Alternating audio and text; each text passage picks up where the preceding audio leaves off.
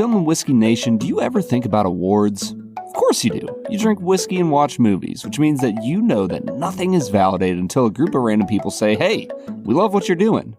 The awesome thing about Doc Swinson's whiskey is that it isn't just some group of schlubs that are giving them awards. They have been winning attention from some of the most important whiskey experts that you can imagine. They've been voted best distillery in Washington State by the New York International Spirits Competition. They've been voted the best independent bottler by the Ascot Awards, as well as the best finished bourbon from the Ascot Awards for their La Menta Exploratory Cask. Their Exploratory Cask series is where they release some of the most fascinating and adventurous experiments.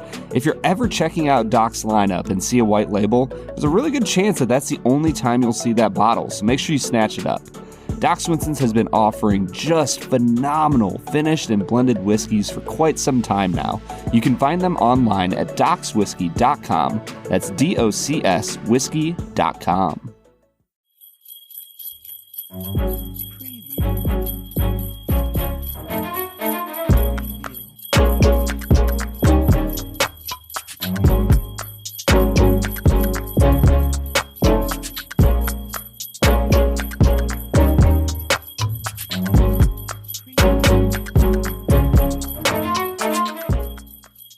Hey everybody, welcome into the Film and Whiskey Podcast. I'm Bob Book. I'm Brad G. Brad, do you know what day it is today? Bro, I am so excited. It's Cruisemas! Cruisemas! Merry Cruisemas to you, sir. Dude, Merry Cruisemas to you. Listen, we've been doing Hanksgiving for the last 3 years, and we finished Hanksgiving and said, man, this is so much fun every year. What other holidays can we do? And of course, the first thing we thought of was Brad's favorite actor of all time, Tom Cruise. Easily. And just attaching it to Christmas. Yeah, it seemed pretty obvious. I texted you a few days later and had a few more ideas about possibly Meryl Streepster. In place of Easter? Is that what that is? In place of Easter. The 4th of Junai. Okay. As in Bill Nighy. Yeah, I like it. Even though he is British and probably doesn't celebrate the 4th of July. Probably not so much. What else we got? Oh, man. There was a Halloween one. What was my Halloween one? Oh, let's look at your text. Oh, Tom Holland Ween. There we go. Tom Holland Ween. I responded with Halloween McKellen. I would be a big fan of that. And I took your Meryl Streep one and I turned it into Memorial Day. For Memorial Day. I love it, man. In honor of the fallen, we watch Meryl Streep every year. Oh, man. All right. So as you can tell, this is our first Cruisemas episode. We are happy that you've joined us. We're going to be talking about the year's biggest movie as of right now. Who knows if Avatar will overtake it. But as of now, Top Gun Maverick is the top movie of 2022. Well, how could we start? Yeah, how could we start Cruisemas with any movie besides that? Yeah, it feels like this triumphant return for Tom, even though he's gone nowhere. Like, he continues to pump out awesome, incredible movies. When we went to see Maverick, my wife and I, they were showing the trailer for the new Mission Impossible, and I just, it literally finished, and I was like, all right, babe, we can go now. That's all I needed to see. Did you see the video they just posted like yesterday? No, I didn't. There's a new 9-minute video from the makers of Mission Impossible of Tom Cruise doing the biggest stunt in the next movie and how they set it up. It is a Christmas gift to us all, Brad. Oh man, I don't even know if I want to watch it until like after I've seen the movie. I'm just so giddy. Well, we have plenty to talk about today. And before we get into talking about Top Gun Maverick, we do want to say, hey, if you're new to the podcast, welcome in. We would love it if you would rate and subscribe. Give us 5 stars, please. We don't want those 1-star reviews.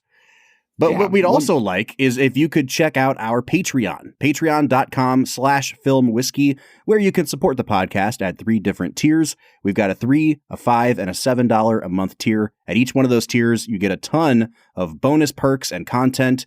At the $7 a month tier, we're just giving you whole episodes just for you. We're giving you uncensored stuff. We say lots of words that we don't usually say on this podcast. So yeah, think about joining us on patreon.com/filmwhiskey. Brad, I think what we should do today is just use our normal reviewing format and just do a condensed version because we have 3 whiskeys to drink today. Yeah, we do. We are checking out the Bardstown Bourbon Company.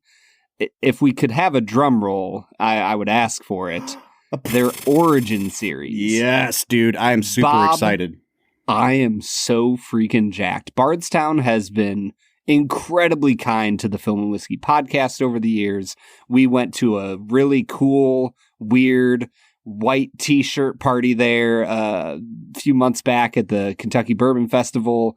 I mean, they just put on some of the coolest stuff, and I'm just so excited for them to put out their very own distillate. Well, because we have 3 of those to review, we got to kind of rush through Cruisemas here a little bit. Let's talk about Top Gun Maverick. This movie is in some ways the biggest triumph of Tom Cruise's career. It is a movie that has been in development since like the early 2010s in earnest. The director of the original film, Tony Scott, was attached and they were developing ideas for it.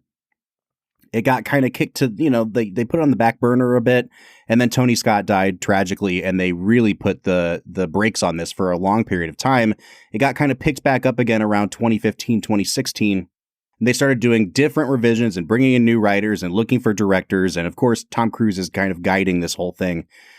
It was supposed to come out, I believe, in 2019. Like the first trailer for this came out in like 2018 and they decided to hold it, I think, for an early 2020 release. And then the pandemic happened and it sat on a shelf.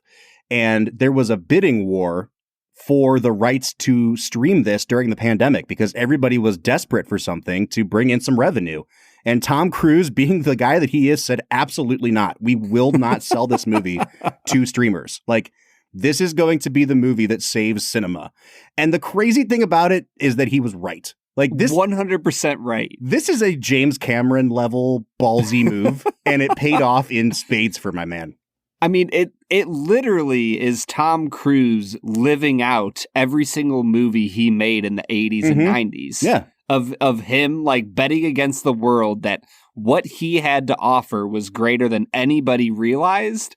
And he was 100% right. 100%. And he made just the most kick-ass movie of the 21st century. Like, this movie just rocks, bro. All right, let's talk a little bit about the first Top Gun to set the stage here. Brad, have you seen the first Top Gun from '86? And if so, how recently did you check it out? I actually just watched it. Well, at this point, probably like 8 to 10 months ago. Because I watched it maybe a few months before I saw Maverick. Same for me. I had never seen Top Gun. And the thing is, like, you grow up hearing about Top Gun and how 80s it is, and the shirtless volleyball, and like the homoerotic subtext, and the cheesy synthesizers. Right, Quentin Tarantino. Right. The cheesy synthesizers. And, I'm thinking like, oh, this is just going to be, an advertisement for the Navy and for how cool are the 80s. And I watched it and I was like, oh, I forgot Tony Scott makes really freaking good movies. That movie was thrilling. Like, yes, it had some of those elements to it, but I didn't find it to be as overbearing as some other 80s movies that we've watched for this podcast. Wait a second. So you had not actually seen it until like just a few months before Maverick? Yes. Oh my gosh. Yeah. I mean, I had seen it probably a decade ago when I, getting out of college area. So I'd seen it a while back and I remember enjoying it, thinking like, oh, this is pretty solid. And watching it again right before I went to see Maverick, I was like, oh man, if they're able to pull off a 2022 version of this could be pretty daggone incredible. Yeah, that's the thing. People don't remember Top Gun. Incredible movie. Really, really good movie. And then they do this and they just one-up themselves. Yeah. And I guess where I'd like to really jump in here, Brad, is I've heard a lot of people talk about this movie and say, this is how you do a sequel. And I'd really like to parse out what does that mean in the context of this movie? Because there are those little callbacks to the first movie. There's even the really obvious, like, wink, wink callbacks to the first movie. I don't know if they all work 100% perfectly, but I think what a lot of people are trying to get at here is that the characters in this movie are reckoning with the decisions they made in the first movie. And so there's conversation with the first movie while not being like 100% indebted to the first movie. I don't know if that makes sense. No, 100%. I think that the really neat thing about what they do with the script in this is that the characters of the film, yes, they're in conversation with the activities and actions taken by themselves or their parents in the first film, and yet the mission still comes first. And I think that they do such a masterful job of pairing together the drive, the thing that is pushing them forward and forcing them to be the best of the best, which is, this mission they have to accomplish, with a lot of really important and just well-written dialogue about who these people are, and you get to see some good character development. But all of it has the feel of the original Top Gun, which is that of like competition and pushing yourself and striving to be the absolute best. And they do it in just an incredible way. And I think the thing that really puts it over the top is the fact that they're not just trying to be the best at shooting pool. They're trying to be the best at maneuvering some of the most expensive things humans have ever created that go really fast and look really cool. And the great thing about it is like all of the military superiors remind them of that fact frequently. Mm-hmm. They're always like, yes, yeah, you put yourself at risk, but you also put this $50 million piece of machinery at risk. And it's like, all right, John Hammond. Right, thanks. Yeah. All right, let's dive in a little bit on, I guess, the plot of the movie. And usually what we do is something called Brad Explains, where you break down the plot of the film in 60 seconds or less. But since we are going speed round today, I think we should do 30 seconds or less for Top Gun Maverick. 30 seconds. You get 30 Holy seconds cow. to explain this movie. I gave you no warning about it. And go. Tom Cruise is an experimental pilot, and then he isn't, and he's teaching young pilots on how to do this crazy stunt. One of the pilots is Goose's son, and he's angry at him, but they have to work through their differences to defeat the bad guys. And then there's a little Mission Impossible sequence, and they steal an F-16 from the 80s and escape. It's actually an F-14, I think. Oh, yeah. Yeah, sorry. You still failed. But that was only 20 seconds, so nice job, sir. Yeah, thanks, man. You did leave out the entire subplot of Maverick finally finding love.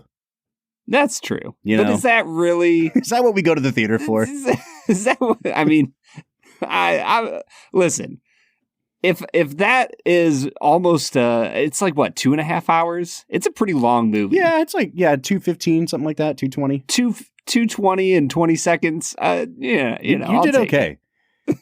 All right. I went to see this movie in the theater for a third time the other day in preparation for this episode because they re-released it at Christmas time, just hoping to squeeze a little more money out of this thing. It has incredible legs. I mean, it came out in like April, so then it got April or May, and it got the Memorial Day bump, it got the Father's Day bump, and then it just kept stretching and stretching. It got the Labor Day bump. Like, it was just incredible how long this thing played in theaters. And one of our best friends, Mike Giles, still had not seen this movie. I've been trying to get him to go see it for forever. Michael. And I'm like, Mike, it's dudes flying planes. Like, what more motivation do you need to go see this movie?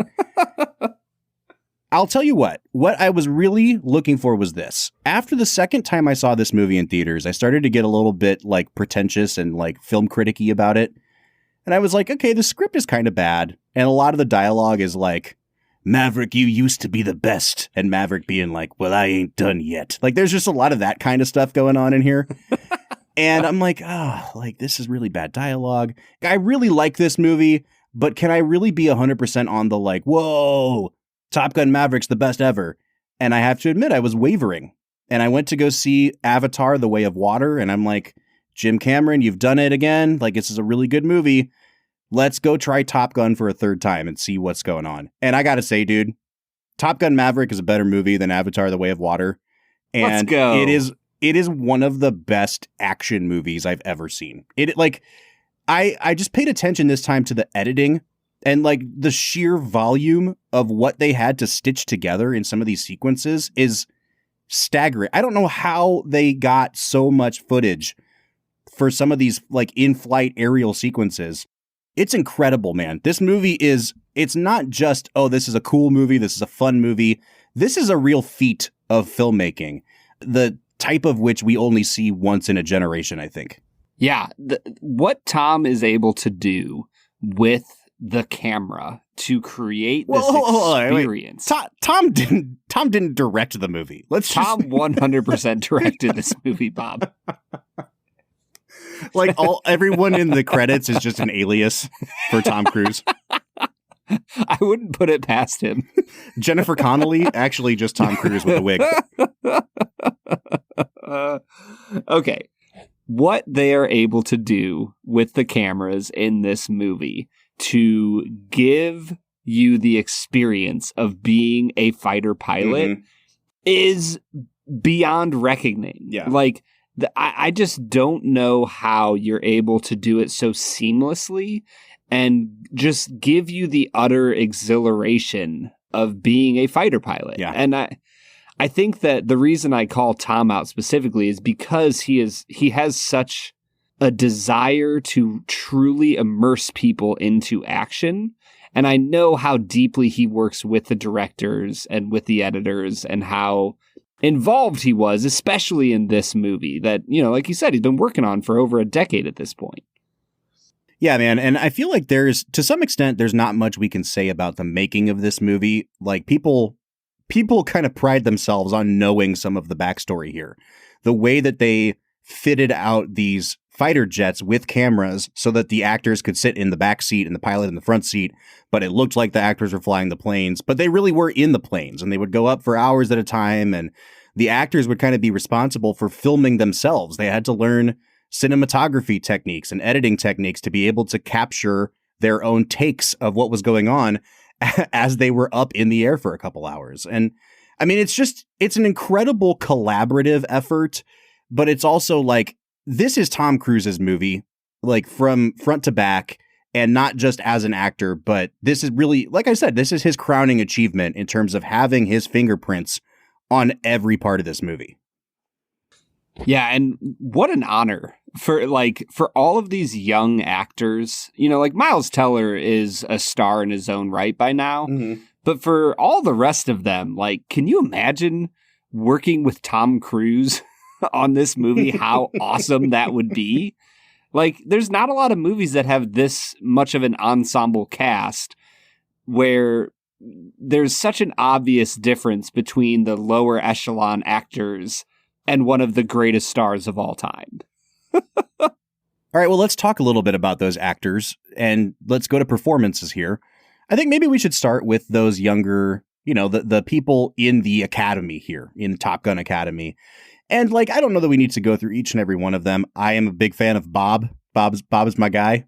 My favorite scene in this watch through is when they're all playing, like, what is it called? Like fighter pilot football or whatever on the beach. And playing offense and defense at the same time. And that scene ends with everyone lifting up Bob and chanting, Bob, Bob, Bob. And I was like, yeah, this is my dream. This is exactly what my dream is being carried off a beach by fighter pilots who are chanting my name. And you're just slathered in like sunscreen. Yeah, like, why not? I think Bob does a great job. I think, honestly, I think they all do a really good job. The two people that you really need to focus in on are Miles Teller as Rooster and Glenn Powell as Hangman. And Glenn Powell is a superstar in the making. Like, that guy just has the face and the jawline of a guy that's like destined for superstardom. Of a future Tom Cruise. Yeah, like 100%. And the thing is, like, he's the cocky hole in this movie. He is the Maverick of this movie. That's the thing, is that, like, Rooster is the Iceman in a lot of ways. And, like, Iceman had his own swagger in the first one. But Ice was known for being cool under pressure and for not springing into action all the time.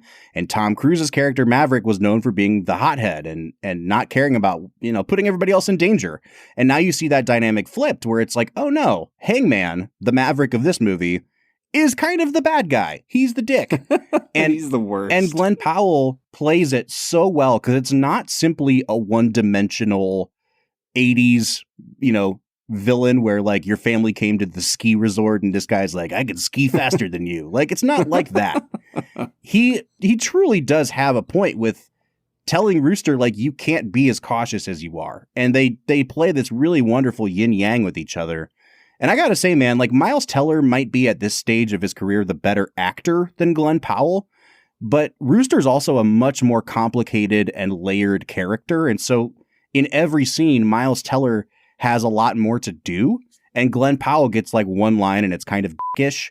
And it's amazing how much your eyes are drawn to Glenn Powell. Like, he just has a commanding screen presence for someone who is like, you know, the fourth, fifth most important character in this movie. Yeah, he has a way of commanding the attention of the viewer just with his physicality and his presence. And you don't want to like him, but you can't help but understand his point of view and what he's trying to tell Rooster throughout the film. And I'm with you 100% on Glenn Powell in this. I've been a big Miles Teller fan for a long time now, probably since he was in a movie called The Spectacular Now back in 2013. And then Whiplash happened, and I was like, yeah, I'm on board for whatever this kid wants to do. Dude, Whiplash is such a good movie. I remember reading a profile of Miles Teller that I think it was in GQ back in about 2015 or so, and he seemed like just the most full of himself person ever. And I was like, oh, that's a bummer. And I don't know if life has kind of leveled him out a little bit, but I'm ready for the Teller-sance here. Like, I'm ready for him to like finally come into his own and take off as a movie star, because I think that he has the ability to be a star, and he also has the acting chops to be a really good actor along with it. Mm-hmm.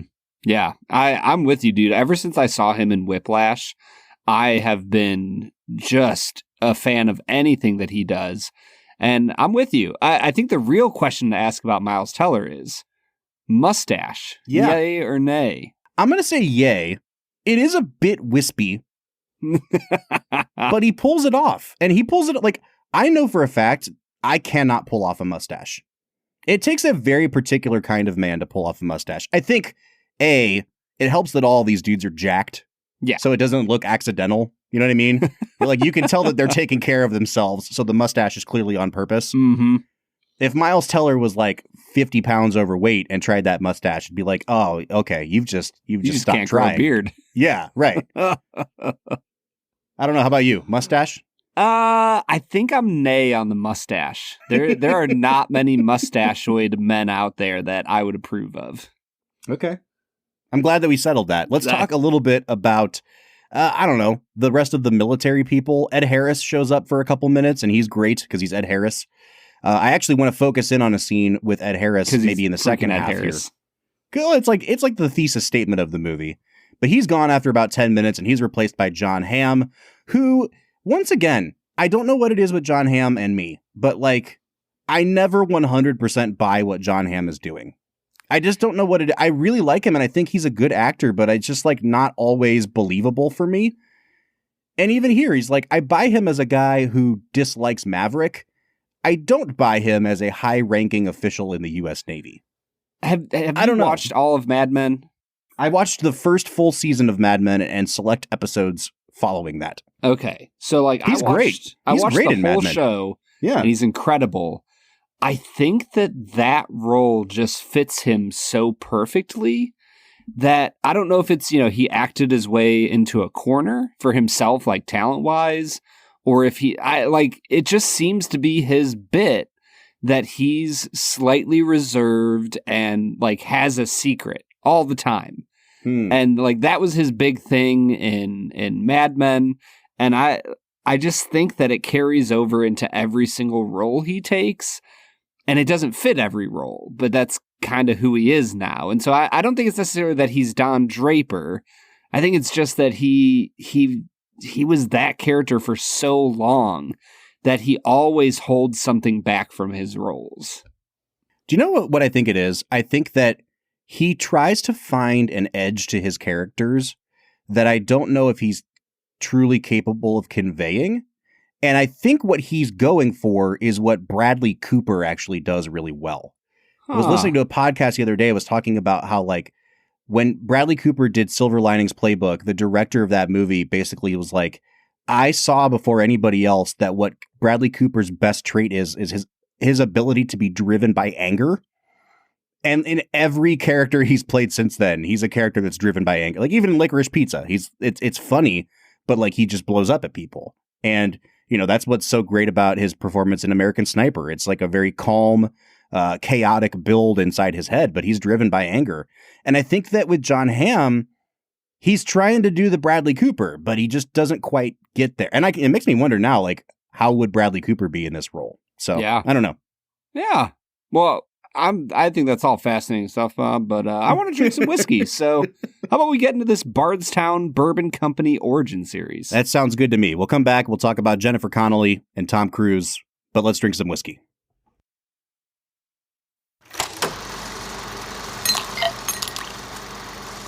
All right, today we are trying Bardstown's Origin series. Now, again, Brad alluded to this, but this is the first release from Bardstown that is made solely of their own distillate.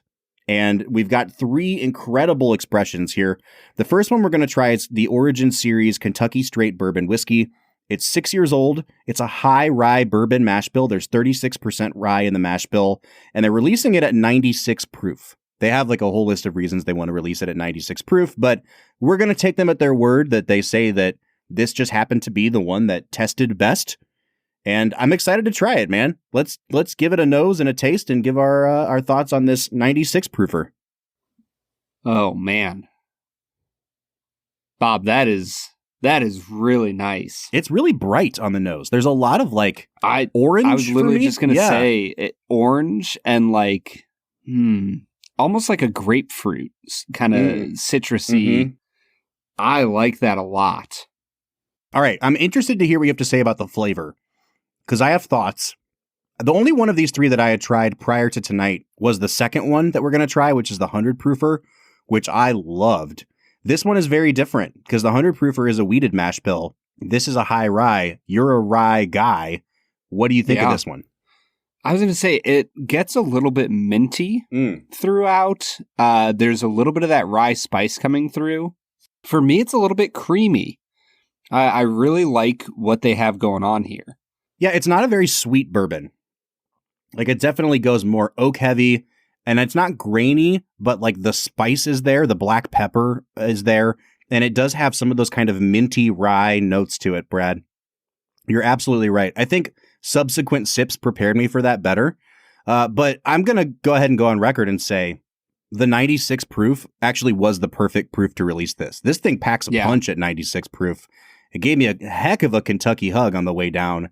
I'm really impressed with this, even if it's not necessarily my preferred flavor wheelhouse. Yeah, dude, I am a huge fan of this. It's got some really nice oakiness, almost gets into some like Christmas spices on the finish. A little bit of molasses kind of a feel, almost like a gingerbread cookie. I really like this bourbon a lot, man.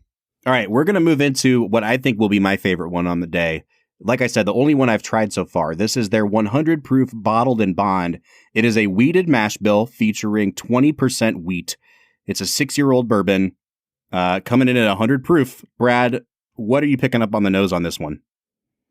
Man, this one gets a little bit sweeter. Mm-hmm. It's got vanilla. It's got caramel. It almost gets a little bit into like a fruity, like juicy peach type of feel. I really like this nose, Bob. It reminds me of like a pineapple upside down cake, but if you swapped the pineapple out for peaches. It's like, it's caramely, it's bready, but it's definitely got that layer of vanilla. There's some maple going on here. It almost tips into like Knob Creek territory for me. I have a Knob Creek single barrel that I'm really liking right now, and it's almost into that like nuttiness, but not quite there. It's more of like a freshly baked bread or cake to go along with that wonderful note of peach you were picking up. I'm going to give it a sip. I'm assuming you're already sipping on it. So give us your notes, Brad. Yeah, it stays in that kind of stone fruit peach feel. It gets a little bit caramely, but literally to the point of almost being like a toffee. Like there's a chocolatey feel to this. Mm-hmm. It's smooth and velvety. Bob, Bardstown Bourbon Company makes good whiskey. This is damn good. Who would have thought? This is really good. Brad, I just love wheated bourbon. It's just my favorite kind of whiskey. Like, yep. Everything I love about bourbon is here in this. It's really decadent, really sweet, waves of caramel, waves of vanilla. I will say, right when I went to swallow, that same thing happened that happened on the first one. This one almost gets a little bit tannic to me. Like, it made my mouth pucker a little bit, and it kind of dried out my tongue a little bit. It's not just oaky, but it's almost tannic, and it turns slightly bitter. That's the only note that I can give on this that I don't really care for. But overall, I mean, this is like right in the wheelhouse. If you like Weller, you're going to love this. If you like Rebel Yell, you're going to love this. Really, really good stuff here. Yeah. And then, honestly, if I can move into the rye, Bob, this is some damn good rye whiskey. All right, so this one is also clocking in at 96 proof. I have not tried it yet. Brad, I'll allow you to sway me as I give it a nosing note. Oh, my gosh. This has all sorts of, like, really fresh cherry going on. I think it gets into a little bit of spiciness right on the nose. It gets into some cinnamon, some clove. I love this nose. Yeah, it's definitely rye forward. This smells like almost like unbaked rye bread dough. There's some dill on it for me. It's almost in that like more sour rye as opposed to the minty rye. I really like it though. I'm excited to see if it has sweetness to it or if it stays in that like really grain forward kind of palate. No, for me, as I get into the palate, it has all of the rye punch up front. And then it sits on your palate for a little bit and almost turns into like a really soft vanilla, almost like a shortbread cookie for me. Mm-hmm. And the finish on this has a little bit of spiciness, but it finishes with all sorts of really nice, soft, sweet notes. Mm-hmm. It's vanilla, it's caramel. It almost turns nutty for me a tiny bit, almost like an almond. I think this is an incredible rye. Usually when I go nuts for a rye, it's because it starts off a little bit sweet and then gets spicy. This one for me starts off spicy and moves into those sweeter areas, and I'm a huge fan. I do think this is the thinnest mouthfeel of the three. Like, it's a little bit thinner for me, and I think it almost drinks like almost like an 80 proof bourbon. Like, there's a little bit of sweetness there. It's kind of oaky. It reminds me of like some of the lower proof Buffalo Trace offerings, like a benchmark, but definitely more on the rye side of things. It's really pleasant and I think inoffensive. And it might just be because I'm not as big of a rye drinker as Brad is. But for me, if I had to rank these from 1 to 3, I think I would go 100 proof bourbon, 96 proof bourbon, and then this rye. Yeah, I think I would go rye just a little bit above the Bottled and Bond, and then their regular bourbon. Oh, the second sip of that rye. Bro, Dude, I might be on board now. I'm telling you, man. Oh, yeah. I'm telling you, man. It's a damn good rye. That got really good all of a sudden. Oh, yeah. Okay, the rye's number 2. Actually, the rye might be number 1. This is slowly creeping up here. Bob, I'm telling you, man, you sit with it for long enough. There's just so much complexity there, man. Yeah. Wow. And I was comparing it to Benchmark a minute ago. Shame on me. I wasn't going to say anything. Wow. All right. So I guess what we're saying here is that all 3 of these are really good, and all 3 of these could be our favorite on any day of the week. And that's kind of par for the course with Bardstown Bourbon Company. We really love what they're doing. We always have. I'm super pumped that they're finally releasing their own distillate, not blended with anything else, and they can hang their hat on these 3 expressions. I think if you can find any of these on the shelf, they're definitely all worth picking up. I would give a wholehearted recommendation to the Bottled and Bond and to the rye. Yeah, 100%. This rye is incredible.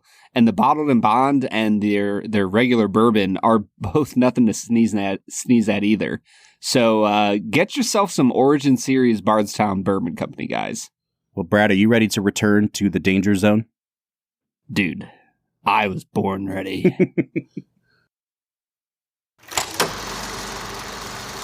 All right, that was the Origin Series from Bardstown Bourbon Company. We are freaking pumped about that. We are also pumped about Cruisemas. Merry Cruisemas. Are you ready for 2 facts and a falsehood, Bob? Oh, did you prepare 2 facts and a falsehood for Cruisemas? Fact number 1. Oh my gosh. Tom Cruise is awesome. Fact number 2. Tom Cruise may be one of the greatest movie actors of all time. Fact number 3. Tom Cruise blows the big one. Because I'll say 3. That is the falsehood. Good job, Bob. I did it. Let's talk about the last two big names in this movie. Jennifer Connelly as Penny and Tom Cruise as Maverick. Jennifer Connelly does a very commendable job here because her character is ridiculous. She is a single mom. What are you talking about, Bob? She's a single mom who owns the nicest bar in that area of the country, and she apparently works it by herself on a Friday night, serving 400 guests at a time. She is a supermodel. She rocks the hell out of a pair of jeans. I mean, just an absolute smoke show, if we're being honest, Brad. Like, yeah, she's great. She's also not a real human being. And I think Jennifer Connelly does the absolute utmost she can with one of the most ridiculous characters I've ever seen. I love Jennifer Connelly, man. Dude, ever since A Beautiful Mind, like... Exactly. That was, well, maybe dating myself here. She obviously has been famous for much longer than A Beautiful Mind, but like, I remember seeing A Beautiful Mind in theaters when I was like, I just turned 11. And I was like, who is that lady? Because she is real pretty. And that's what hooked me. And then I watched her performance and she wins an Oscar for it. Like, she's so good in that movie. And I'm so happy to see that she is like back on top of people's minds again because she's great. Yeah, I really love Jennifer Connelly in this. I think that she's a perfect counterpart for Tom Cruise at this stage of his career in that she is so self-confident. She knows what she wants to do as an actress that with everybody else in this film being really young and, you know, not just in the shadow of Maverick, but also in the shadow of Tom Cruise, I think you really needed somebody like Jennifer Connelly to play this. I mean, I don't know about second lead, third lead, whatever you want to call it, but she plays opposite of Tom incredibly well and holds her own. Yeah, I mean, I was listening to a review of this and they were talking about how Tom Cruise hasn't really had a believable love interest in a movie for like 20 years. And a lot of that is just that Tom Cruise's characters have become very sexless characters. Like, he's just the guy who jumps off buildings instead of the guy who woos a woman. And I mean, it's kind of true. This is the first time that you really get to see intimacy in a Tom Cruise movie in a long, long time. And it's not like sex. It's just that, like, really that sex scene in this movie is Tom Cruise is shirtless and you see him lay her down on a bed. And then you just see them like giggling for a while. And then they're talking about deep stuff. And once again, I think that it's a credit to the movie that its chief concern is showing the maturity of Maverick, showing how Maverick grows up, even though he's in his 50s, right? That this is the kind of relationship that two mature adults should have. And I really, really loved that. I think it was a great touch. Like, I don't know if it's just something weird within Scientology that Tom Cruise doesn't do sex scenes or whatever, but like in this instance, the very chaste nature of their relationship, I think actually thematically helped what they were trying to do in the movie. Bob, are you really going to bring up Scientology on Cruisemas? Do Scientologists celebrate Cruisemas? I hope they do. I thought you were going to ask if they have sex. Well, that too. Who knows? Who knows? Who's to say? All right, man, let's talk about Tom Cruise. Like, I don't know what else to do here. The reason we save him for last is because obviously it's his movie. But, Brad, I think the most obvious, like, I almost don't even want to bring it up, but the obvious thing about this movie is that it is a meta commentary on Tom Cruise himself, right? Yeah. Like, there is that scene with Ed Harris where he's like, what does he say as he walks out? He's like, you're about to be obsolete. We don't need your kind anymore. And Tom Cruise turns around and says, maybe so, sir, but not today. And I'm like, not today. I'm like, yeah, Cruisemas, baby. Like, Cruisemas. And it's a very obvious, I don't even want to call it a metaphor. It is an allusion to the fact that Tom Cruise is part of a dying breed, which is movie stars. We don't have movie stars anymore. Well, who else out there can open a movie like this and make it have the legs to make $1.5 billion at the box office? Leo DiCaprio is probably the youngest real mega wattage movie star that we have anymore. And he's like almost 50. Really? There's nobody younger than him. I mean, can you think of a person that can open a movie on the scale of a Leo? Like, just based on I want to go see the new blank movie with their name insert. Like, there's just, like, stardom is measured differently than it used to be. Yeah. We used to just go see the new Denzel or the new Tom Hanks. And now it's like, oh, that movie looks cool because it's Spider-Man. And also Tom Holland is in it. And I like Tom Holland because he is Spider-Man. Yeah. Yeah, and then you have people like Robert Downey Jr. doing something like Doolittle. Right.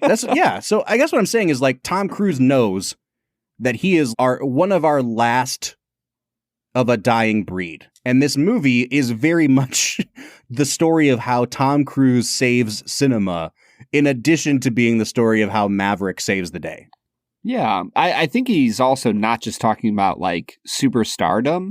I think he's also pointing out the use of manual, mechanical filmmaking techniques rather than CGI, and how that is a dying breed among filmmakers. That there's just not as much use of practical effects, that there's this massive reliance on, computer-generated images.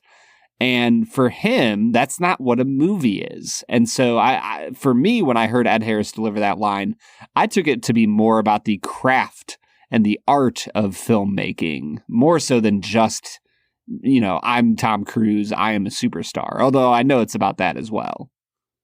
All right, I want to close out today. Before we give final scores, I don't think we need to make it a double today. It's pretty obvious double. Watch Top Gun and then watch Top Gun Maverick. Does Tom Cruise deserve an Oscar for this movie? And I say that because I think the real question is, like, does he deserve to be nominated? Because everything I'm seeing right now is like, he was a shoo-in to be nominated, and now at the end of the year, he's like teetering on the edge of whether he'll be nominated. Ugh. I think it's 100% yes, he should be nominated. But I want to go back to that argument we've had for so long about, if we really want to respect the ego stroking that is method acting, what is more method than flying a fucking plane? Like, this man is diving off of cliffs and parachuting down mountains and flying planes for your enjoyment. And also, he's a really good actor. Like, what more do you need? And again, in a year like this, where we're still bouncing back from COVID and the movies are still not really all the way back to what they used to be, if we didn't have Top Gun Maverick this year would have been an absolute financial disaster for the movie industry. Yeah. Like, my man literally saved Christmas for the movie industry. Yeah. I just, like, how do you not honor that? I don't know, man. For me, I feel like this should be his Revenant. Like, I don't know how Tom Cruise doesn't have an Oscar. Like, some of his early films, I think, are some of his best acting. Some of the middle years of his career, I think he was really honing in on what it meant to be an action star. And at this point, I think he really kind of coalesces both of those things in one movie in Top Gun Maverick. And so, beyond the fact that this movie saved cinema for a year at least, and the amount of work and dedication he put into it, I think he just deserves it based on the body of work of his career. Mm-hmm. Yeah, and I mean, like, we always seem to get pissed off when we talk about past Oscars, and, like the year that The Godfather 2 came out, they gave the Academy Award to a guy named Art Carney, who was a well-respected older actor and comedian.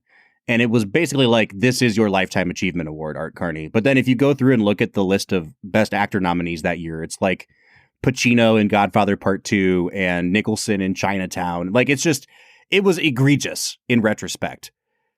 And guess what? I don't care in this instance. Like, give Tom Cruise a freaking Oscar. I think Colin Farrell maybe gave the best performance all year, and I would love to see him win, but not really at the expense of Tom Cruise at this point. Like, my guy is going to end up killing himself doing some dumb stunt to try to win an Oscar. Like, please just give him an Oscar. He'll get a posthumous one.